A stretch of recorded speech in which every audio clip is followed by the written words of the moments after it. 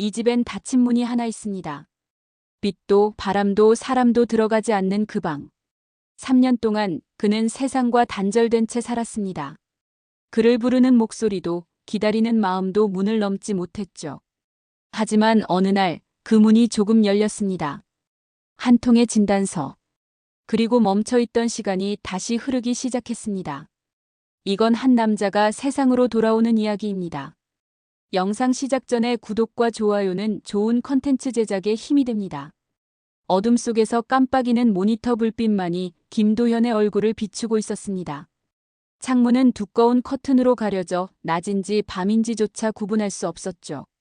28살 인생의 한창 때라 불리는 나이에 도현이는 3년째 이 방에 스스로를 가두고 있었습니다. 구석에 쌓인 라면 상자들이 작은 탑을 이루고 바닥엔 먼지가 소리 없이 내려앉았습니다. 도현아, 밥 먹어야지. 문 너머로 어머니 이명숙의 목소리가 들려왔습니다. 매일 같은 시간, 똑같은 목소리. 도현은 대답 없이 의자에서 일어나 문으로 향했습니다. 살짝 문을 열어 바닥에 놓인 식판을 집어들고 다시 문을 닫았습니다. 어머니의 한숨소리가 문 너머로 들려왔지만 도현은 귀를 막은 채 컴퓨터 앞으로 돌아갔습니다. 서울대 졸업장이 뭐가 중요해. 어차피 세상은 날 원하지 않아. 도현은 서랍 속에 처박힌 졸업장을 바라보며 중얼거렸습니다. 한때는 자랑스러웠던 그 종이 한 장이 이제는 그저 자신의 무능함을 증명하는 증거품처럼 느껴졌습니다. 20번이 넘는 면접에서 번번이 고배를 마시고 마지막 회사에서는 열정이 부족하다는 평가를 받았죠. 그날 이후 도현은 세상과의 연결을 끊기로 했습니다. 방 안에서의 시간은 흐르지 않았습니다. 밤에는 온라인 게임으로, 낮에는 유튜브 영상으로 현실을 회피했습니다. 가끔 부모님의 대화가 들려왔지만 도현은 그것조차 차단하려 헤드폰을 귀에 꽂았습니다. 저 녀석은 언제까지 저러고 있을 거야? 아버지 김태준의 거친 목소리가 벽을 뚫고 들어왔습니다. 처음에는 화를 내던 아버지도 이제는 체념한 듯했습니다. 어머니의 부드러운 위로가 뒤따랐지만 도현에게는 그마저도 가시처럼 느껴졌습니다. 가끔 도현은 창문 틈으로 바깥 세상을 엿보았습니다. 계절이 바뀌고 이웃집 아이가 자라는 모습을 멍하니 지켜보면서 시간이 흐르고 있음을 실감했죠. 하지만 그 세계는 이제 도현과는 상관없는 곳이었습니다. 현실이라는 거친 바다에서 패배한 자신을 위한 유일한 피난처는 이 작은 방뿐이었습니다. 내일이면 또 하루가 지나겠지. 도현은 매일 밤 같은 생각을 하며 잠들었습니다. 내일도 모레도 그 다음 날도 달라질 것은 없었으니까요. 세상은 도현 없이도 잘 돌아가고 있었습니다. 아무도 그를 기다리지 않았고 그 역시 더 이상 세상에 나갈 용기가 없었습니다. 그렇게 도현의 28번째 봄은 창문 너머로만 스쳐 지나갔습니다. 무더운 여름날 아침, 도현은 평소보다 더 적막한 집안 분위기에 잠에서 깨어났습니다. 어머니가 매일 아침 문 앞에서 작은 소리로 건네던 아침 먹어라 소리가 들리지 않았습니다. 그저 멀리서 들려오는 속삭임과 아버지의 무거운 발소리만이 집안을 채웠죠. 도현은 문 앞으로 다가가 귀를 기울였습니다. 평소와 다른 분위기가 불안감을 자극했습니다. 문틈 아래로 미끄러져 들어온 얇은 종이가 눈에 띄었습니다. 호기심에 종이를 집어들었습니다. 서울대학교 병원 진단서. 도현의 손이 떨렸습니다. 그 아래로 적힌 글자들이 서서히 눈에 들어왔습니다. 이명숙 62세, 간암 3기. 숨이 멈추는 듯 했습니다. 도현은 벽에 기대어 천천히 주저앉았습니다. 그의 머릿속에서 시간이 멈추었습니다. 세 글자가 계속 울려 퍼졌습니다. 간암. 어머니. 간암. 세상과 단절된 3년 동안 바로 옆방에서는 무슨 일이 일어나고 있었을까요? 도현은 생각조차 해본 적 없었습니다. 어머니의 창백해진 얼굴, 갑자기 줄어든 몸무게, 간혹 들려오던 기침 소리. 모든 것이 갑자기 연결되기 시작했습니다. 도현의 심장이 빠르게 뛰었습니다. 공황 상태가 밀려왔지만 그는 억지로 호흡을 가다듬었습니다. 방문을 열어야 할까? 아니면 계속 모른 척해야 할까? 혼란스러운 마음속에서 결정을 내리지 못하고 있을 때 문 앞에 익숙한 그림자가 드리워졌습니다. 도현아. 아버지의 목소리였습니다. 평소에 단단하고 거친 어조가 아닌 나이든 남자의 지친 목소리였습니다. 너한테 뭔가를 바라지 않겠다. 다만 내 엄마가 널 좀 보고 싶어 하더라. 도현은 문 앞에 서서 손잡이를 잡으려다 멈추었습니다. 심장이 터질 듯 뛰었습니다. 3년 만에 처음으로 문 밖으로 나가고 싶다는 충동이 일었지만 발은 땅에 못 박힌 듯 움직이지 않았습니다. 아버지의 발자국 소리가 멀어졌습니다. 도현은 다시 진단서를 들여다보았습니다. 치료 계획, 예상 비용, 그리고 가장 눈에 띄는 글자. 시급함. 창밖으로 석양이 물들고 있었습니다. 도현은 오랜만에 커튼을 조금 열어 바깥을 바라보았습니다. 세상은 여전히 그 자리에 있었고 사람들은 변함없이 살아가고 있었습니다. 하지만 도현의 작은 세계는 이제 무너지기 시작했습니다. 평온했던 은신처가 흔들리고 있었죠. 그날 밤 도현은 오랜만에 꿈을 꾸었습니다. 어머니가 웃으며 그를 부르는 꿈이었습니다. 하지만 아무리 달려가도 어머니에게 닿을 수 없었죠.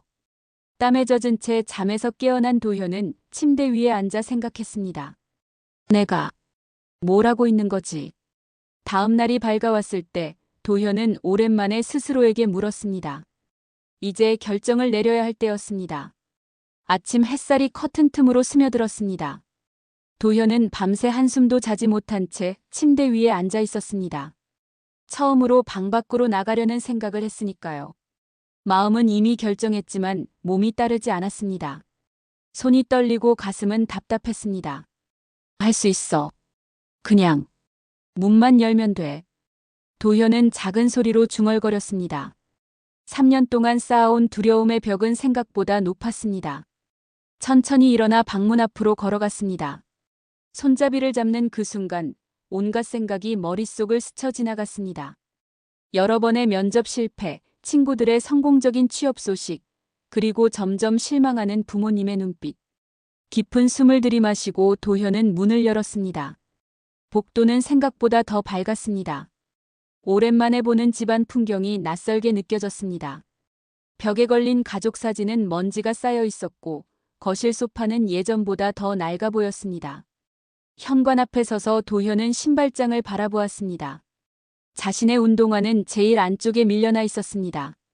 먼지를 털어내고 신발을 신는 그 순간이 마치 영화의 한 장면처럼 느리게 흘러갔습니다. 3년 만에 발에 신는 신발이 어색했습니다. 현관문을 열자 바깥 공기가 얼굴을 스쳤습니다. 너무 밝은 햇빛에 눈이 부셨고 차들의 경적 소리와 사람들의 웃음소리가 한꺼번에 밀려왔습니다. 도현은 잠시 주저했지만 어머니의 병원 진단서를 떠올리며 한 발을 내디뎠습니다. 버스 정류장까지 가는 길은 마치 마라톤을 하는 것처럼 힘들었습니다. 사람들의 시선이 모두 자신을 향하는 것 같았고 땀이 등줄기를 타고 흘러내렸습니다. 버스에 올라타는 순간 도현은 자신이 얼마나 세상과 단절되어 있었는지 실감했습니다. 사람들은 모두 스마트폰을 들여다보고 있었고 버스 카드 시스템도 바뀌어 있었죠. 서울대학교 병원 도착했습니다. 기계음이 울리자 도현은 천천히 버스에서 내렸습니다. 병원은 생각보다 훨씬 더 크고 복잡했습니다. 안내 데스크에서 어머니의 병실을 물어본 뒤 도현은 엘리베이터를 향해 걸었습니다. 하지만 6층 병동 앞에 서자 발걸음이 무거워졌습니다. 어떤 얼굴로 만나야 하지? 뭐라고 말해야 할까? 복도 끝 510호 병실 앞에 서서 도현은 문고리를 잡았다가 놓기를 반복했습니다. 결국 용기를 내지 못하고 병실 옆 대기실 의자에 앉았습니다. 오랜 시간이 흘렀습니다. 간호사의 분주히 오가고 병실에서는 가족들의 이야기 소리가 들려왔습니다. 처음 오셨나요? 옆에 앉은 중년 여성 간호사가 말을 걸었습니다. 도현은 어색하게 고개를 끄덕였습니다. 이명숙 환자분 아들 아닌가요? 어머니께서 자주 이야기하셨어요. 오늘 용기 내셨네요. 간호사의 따뜻한 말에 도현의 눈시울이 붉어졌습니다. 결국 그날은 병실 문을 열지 못한 채 집으로 돌아왔지만 3걸음 물러난 뒤 4걸음 나아가는 여정의 시작이었습니다.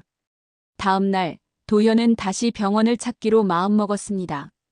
조금씩 아주 조금씩 세상으로 나아가기 시작했습니다. 다음 날 아침 도현은 어제보다 조금 더 일찍 일어났습니다.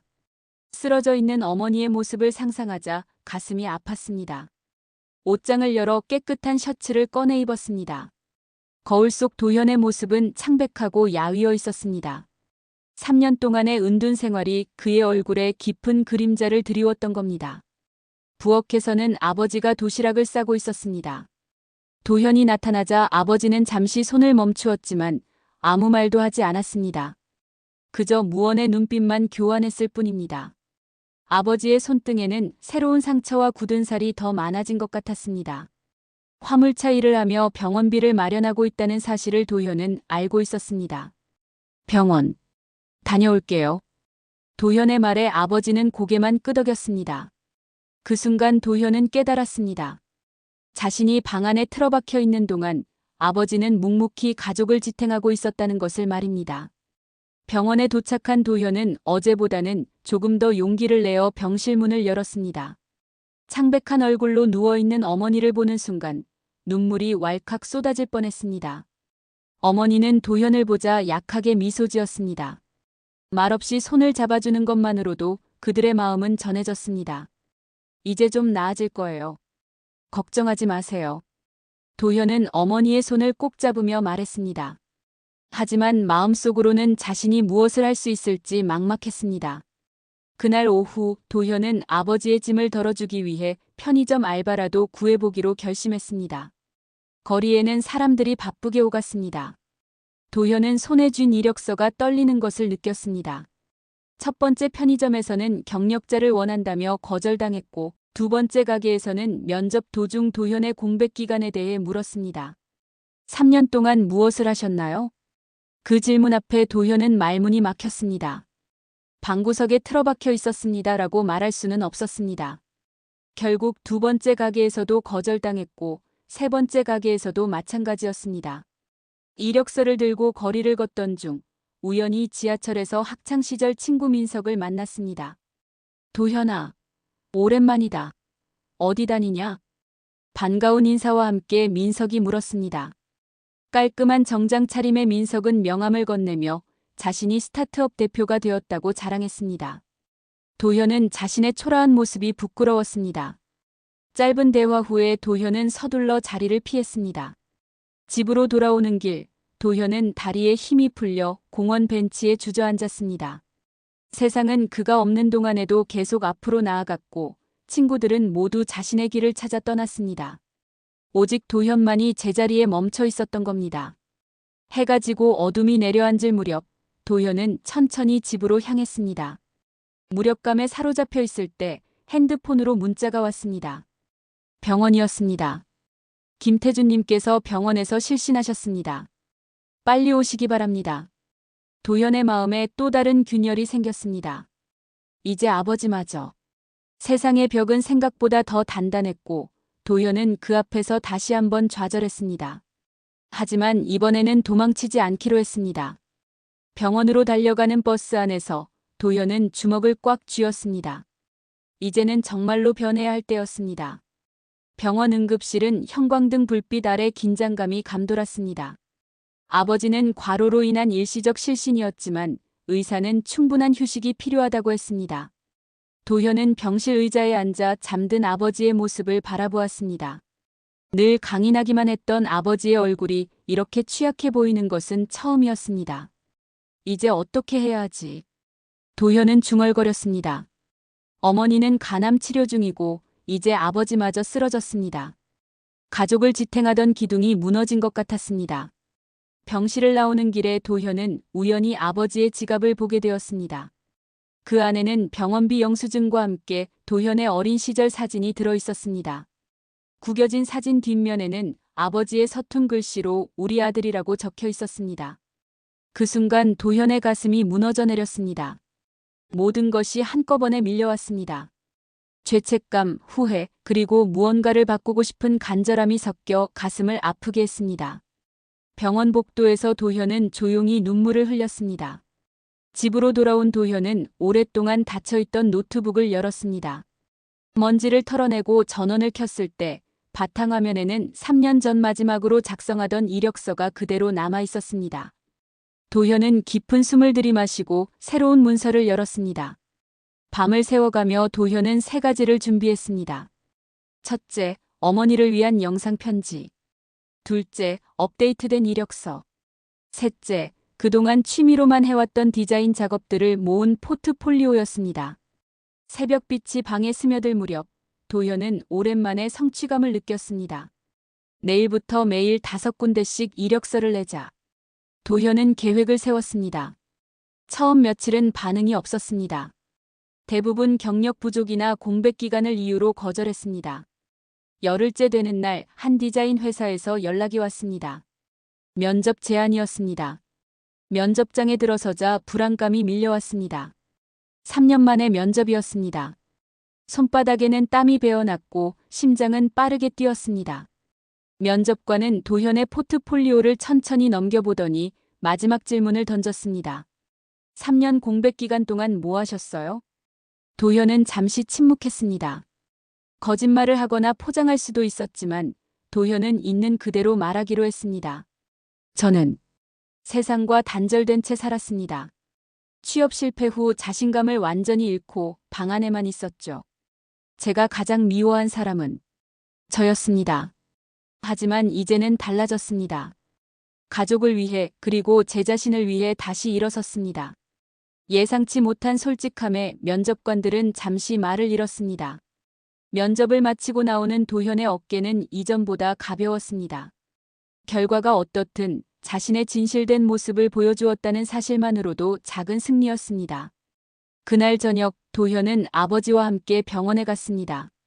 어머니에게 자신이 면접을 봤다는 이야기를 들려주었을 때 어머니의 눈에는 오랜만에 생기가 돌았습니다. 그것만으로도 도현에게는 충분했습니다. 하루하루 앞으로 나아가는 것, 그것이 지금 도현이 할 수 있는 최선이었으니까요. 면접 결과를 기다리는 일주일은 길게 느껴졌습니다. 도현은 그동안 틈틈이 병원을 오가며 부모님을 돌보았습니다. 어머니의 상태는 항암 치료로 인해 더 약해졌지만 정신적으로는 이전보다 더 강해 보였습니다. 아들이 다시 세상으로 나아가는 모습이 어머니에게는 가장 좋은 약이 되었을 테니까요. 도현 씨 연락드렸습니다만 전화기 너머로 면접관의 목소리가 들렸습니다. 도현의 심장이 빠르게 뛰었습니다. 저희가 원했던 디자인 경력에는 조금 부족하시지만 도현 씨의 솔직함과 회복 의지가 좋았습니다. 다만 지금 자리는 도현은 이미 예상했던 결과였습니다. 또 한 번의 거절. 하지만 이번에는 이전과 달랐습니다. 대신 저희 회사 자매기관인 지역복지관에서 사무보조 자리가 있습니다. 관심 있으신가요? 예상치 못한 제안에 도현은 잠시 말을 잇지 못했습니다. 디자이너는 아니지만 그래도 일자리였습니다. 작은 시작이었지만 3년의 공백 후에는 큰 기회였습니다. 네, 감사합니다. 정말 감사합니다. 도현의 목소리는 떨렸습니다. 첫 출근일이 일주일 후로 정해졌고 도현은 그날까지 필요한 서류를 준비하기로 했습니다. 전화를 끊고 도현은 창밖을 바라보았습니다. 봄비가 내리고 있었습니다. 오랜만에 느끼는 설렘과 기대감, 그리고 두려움이 섞인 감정이었습니다. 병원으로 향하는 버스 안에서 도현은 창문에 맺힌 빗방울을 바라보았습니다. 세상은 3년 전과 크게 달라진 것 같지 않았지만 도현의 내면은 완전히 달라져 있었습니다. 자신을 미워하던 마음이 조금씩 자비로 바뀌고 있었습니다. 병실에 도착했을 때 어머니는 평소보다 더 창백해 보였습니다. 항암 치료의 부작용으로 머리카락도 많이 빠져 있었지만 도현이 문을 열고 들어서자 어머니의 눈빛은 반짝였습니다. 엄마, 제가 취직했어요. 복지관 사무보조로요. 그 말을 들은 어머니의 눈에서 눈물이 흘러내렸습니다. 말없이 도현의 손을 꼭 잡아주었습니다. 그 순간 병실 문이 열리고 아버지가 들어왔습니다. 퇴근 후 곧장 병원에 온 듯 작업복에는 여전히 기름때가 묻어 있었습니다. 아버지, 저 취직했습니다. 아버지는 잠시 도현을 바라보더니 고개를 끄덕였습니다. 말없는 축하였지만 도현은 아버지의 눈빛에서 자부심을 읽을 수 있었습니다. 첫 출근일, 도현은 평소보다 일찍 일어났습니다. 오랫동안 입지 않았던 셔츠와 바지를 꺼내 입고 거울 앞에 섰습니다. 여전히 마른 체형이었지만 눈빛은 이전과 달랐습니다. 부엌에 내려가자 아버지가 식탁에 앉아 있었습니다. 그리고 테이블 위에는 도시락이 놓여 있었습니다. 가져가. 아버지의 짧은 한마디에 도현의 가슴이 뭉클해졌습니다. 아무 말 없이 도시락을 가방에 넣었습니다. 이것이 아버지의 방식이었습니다. 말이 아닌 행동으로 사랑을 표현하는 방식. 도현은 처음으로 아버지의 그런 모습을 이해했습니다. 복지관에서의 첫날은 낯설고 바빴습니다. 컴퓨터 작업, 서류 정리, 전화 응대. 모든 것이 새로웠지만 도현은 최선을 다했습니다. 첫 주급을 받았을 때 그 기쁨은 말로 표현할 수 없었습니다. 비록 적은 돈이었지만 자신의 힘으로 번 첫 급여였으니까요. 어느 날 저녁 어머니가 잠시 퇴원해 집에서 하룻밤을 보내게 되었습니다. 가족 3인이 오랜만에 같은 식탁에 앉았습니다. 아버지가 준비한 소박한 저녁 식사였지만 도현에게는 그 어떤 호화로운 식사보다 값진 시간이었습니다. 말은 많지 않았지만 그들 사이에 흐르는 따뜻한 기운이 충분했습니다. 식사 후 도현은 어머니의 약을 챙겨드렸습니다. 그리고 처음으로 물었습니다. 엄마 많이 아프세요? 어머니는 잠시 생각하더니 미소 지었습니다. 이제 괜찮아. 내가 돌아왔으니까. 그 말에 도현의 눈시울이 붉어졌습니다. 작지만 큰 승리였습니다. 세상을 향한 첫걸음, 가족과의 화해, 그리고 스스로와의 화해. 도현은 오늘도 한 걸음 더 나아가고 있었습니다. 여름이 지나고 가을이 깊어가는 어느 날 어머니의 병세가 안정되면서 퇴원 날짜가 정해졌습니다. 의사는 완치라고 단정 짓기는 어렵지만 암세포가 줄어들어 일상생활이 가능한 상태라고 설명했죠. 도현은 그날 복지관에서 일찍 퇴근해 병원으로 향했습니다. 오늘 드디어 집에 가시는군요. 축하해요. 병원 복도에서 만난 박 간호사가 도현에게 말했습니다. 처음 병원을 찾았던 날 용기를 북돋아 주었던 그 간호사였습니다. 도현은 미소로 답했습니다. 이제 병원 직원들과도 어색함 없이 인사를 나눌 수 있었습니다. 네, 감사합니다. 그동안 어머니 잘 돌봐주셔서요. 박 간호사는 잠시 도현의 어깨를 토닥였습니다. 아들이 돌아왔다는 사실만으로도 이명숙 씨는 많이 좋아지셨어요. 가끔은 약보다 더 강한 치료제가 되는 것들이 있죠. 도현은 그 말에 깊이 공감했습니다. 3개월 전 처음 병원을 찾았을 때와 지금의 모습은 확연히 달랐습니다. 당시의 도현은 세상과 단절된 채 두려움에 떨고 있었죠. 하지만 지금은 매일 아침 일어나 복지관으로 출근하고 퇴근 후에는 병원에 들러 어머니와 시간을 보내는 생활에 익숙해져 있었습니다.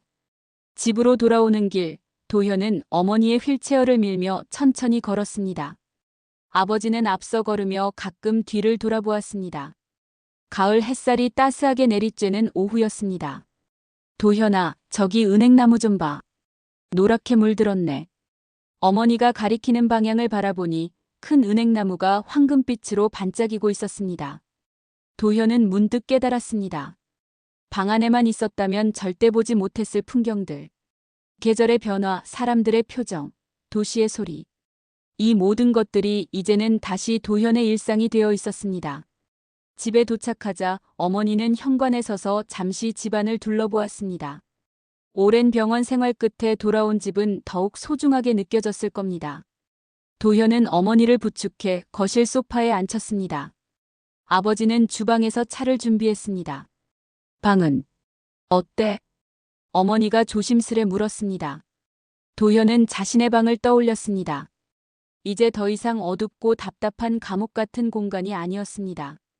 창문은 항상 열려 있었고 책상 위에는 일기장과 도서관에서 빌려온 책들이 놓여 있었습니다. 이제 많이 달라졌어요. 문도 항상 열어두고 있어요. 그 말에 어머니는 안도의 표정을 지었습니다. 아버지가 차를 들고 왔고 세 식구는 오랜만에 함께 차를 마시며 이야기를 나누었습니다. 주로 날씨나 동네 소식 같은 일상적인 대화였지만 도현에게는 그 어떤 깊은 대화보다 소중한 시간이었습니다. 주말이 되자 도현은 집안일을 돕기 시작했습니다. 빨래를 개고 청소를 하고 장을 보러 가는 일상적인 일들이 이전에는 상상도 할 수 없었지만 이제는 자연스러운 일과가 되었습니다. 어느 토요일 오후 세탁기가 고장났다는 아버지의 말에 도현은 망설임 없이 도움을 자청했습니다. 제가 한번 볼게요. 아버지는 공구함을 가져왔고 둘은 나란히 앉아 세탁기의 뒷면을 열었습니다. 아버지는 말없이 도구를 건네주고 도현은 그것을 받아 작업했습니다. 그들 사이에 많은 대화는 오가지 않았지만 함께 일하는 그 순간만으로도 충분했습니다. 가끔 아버지가 이렇게 해봐라고 짧게 조언하면 도현은 고개를 끄덕이며 따랐습니다. 세탁기를 고치고 난 후 아버지는 도현의 어깨를 한번 토닥였습니다. 그것만으로도 도현은 아버지의 마음을 충분히 느낄 수 있었습니다. 말보다 강한 교감이었죠. 저녁 식사 후 도현은 여전히 매일같이 책상 앞에 앉았습니다. 하지만 이번에는 게임이나 유튜브가 아닌 공부를 위해서였습니다. 복지관에서 일하며 도현은 사회복지사에 관심을 갖게 되었고 틈틈이 관련 서적을 읽고 있었습니다. 언젠가는 더 나은 직장에서 더 많은 사람들을 도울 수 있기를 바라는 작은 꿈이 생겼으니까요. 도현아. 문을 열고 어머니가 들어왔습니다. 손에는 따뜻한 우유 한 잔이 들려 있었습니다. 조금만 더 하고 자렴. 어머니의 다정한 목소리에 도현은 미소 지었습니다. 예전에는 이런 관심조차 거부했지만 이제는 감사한 마음으로 받아들일 수 있었습니다. 도현은 우유를 받아들며 고개를 끄덕였습니다. 네, 금방 잘게요. 어머니가 나간 후 도현은 창밖의 달을 바라보았습니다. 세상은 여전히 그대로였지만 도현의 세계는 완전히 달라져 있었습니다. 가족이 돌아왔고 도현도 세상으로 돌아왔습니다. 천천히 하지만 확실하게 앞으로 나아가고 있었습니다. 어느 겨울 아침 도현은 평소보다 일찍 눈을 떴습니다. 창밖으로 보이는 하늘은 맑고 푸르렀습니다. 1년 전만 해도 상상할 수 없었던 평화로운 아침이었죠. 느릿하게 일어나 창문을 활짝 열었습니다. 차가운 겨울 공기가 방 안으로 들어왔습니다. 상쾌했습니다. 도현은 이제 복지관에서 정식 직원이 되었습니다. 처음에는 사무보조로 시작했지만 성실함을 인정받아 프로그램 담당자로 승진했죠.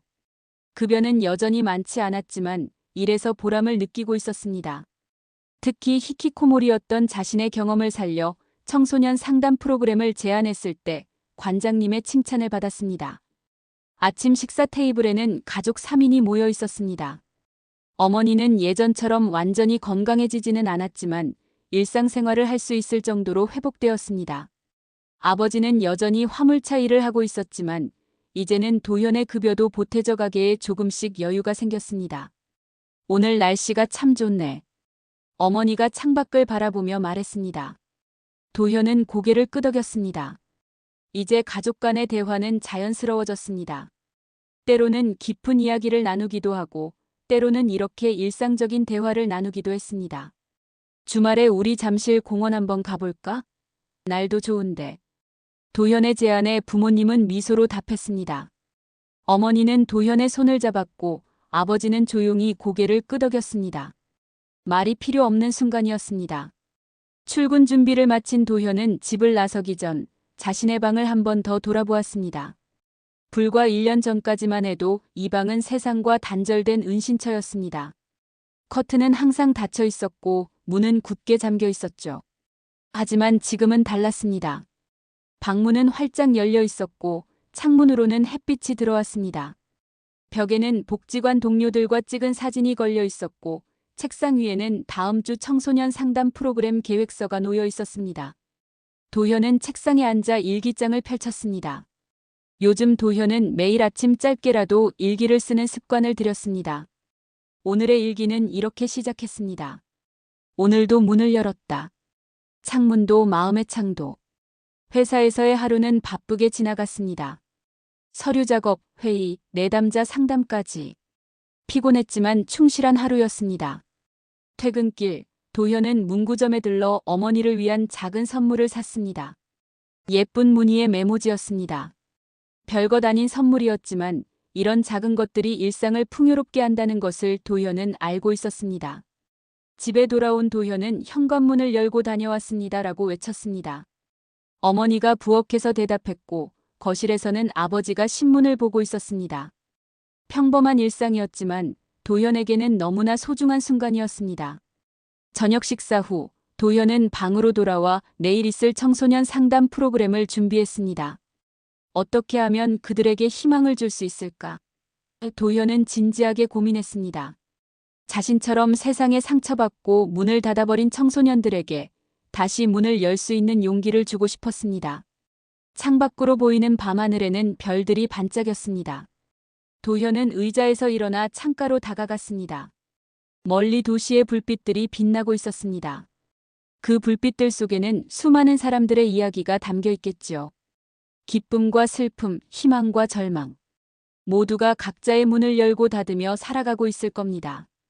도현은 깊은 숨을 들이마셨습니다. 이제 그는 두렵지 않았습니다. 세상은 여전히 험난하고 때로는 냉정할 수도 있습니다. 하지만 도현은 이제 알고 있었습니다. 문을 닫는 것보다 여는 것이 더 큰 용기가 필요하지만 그만큼 더 값진 경험을 선사한다는 것을 말입니다. 방문을 활짝 열고 도현은 거실로 나왔습니다. 어머니는 소파에서 뜨개질을 하고 있었고 아버지는 텔레비전을 보고 있었습니다. 도현은 그들 곁에 앉아 오늘 있었던 일을 이야기했습니다. 소소한 대화였지만 그 순간이 도현에게는 가장 행복한 시간이었습니다. 밤이 깊어갈 무렵 도현은 다시 자신의 방으로 돌아왔습니다. 하지만 이번에도 문은 닫지 않았습니다. 열린 문 너머로 가족의 소리가 들려왔고 그 소리는 도현에게 안정감을 주었습니다. 창문을 통해 들어오는 달빛 아래 도현은 작은 목소리로 중얼거렸습니다. 세상이 나를 버린 게 아니라 내가 나를 가두고 있었던 거였다. 문을 연 건 엄마의 이름이었다. 그리고 이제는 내가 그 문을 활짝 열고 있다. 카메라가 창밖을 비추며 멀어지고 도현의 방 창문에서 빛이 새어나옵니다. 이제 더 이상 어둠 속에 갇힌 방이 아닌 세상을 향해 열린 창이 되었습니다. 도현의 이야기는 여기서 끝나지만 그의 새로운 여정은 이제 막 시작되었습니다.